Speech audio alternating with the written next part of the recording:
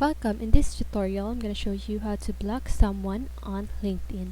So if you want to know how I did it, just keep on watching.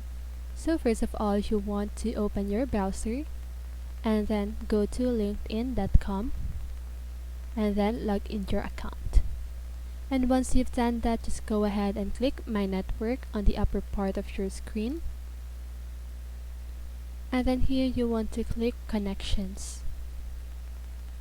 So here you can see your connections, but as of my account I don't have any connections, so I'm just gonna choose any random person.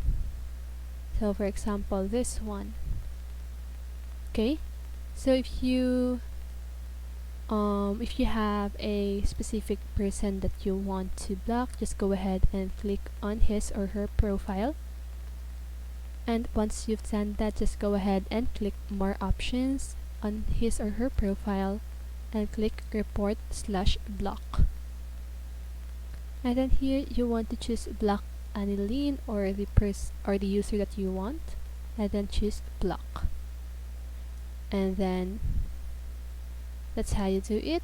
I hope this video helps you, and if it did, make sure to like, subscribe, and hit the bell notification so you won't miss a video.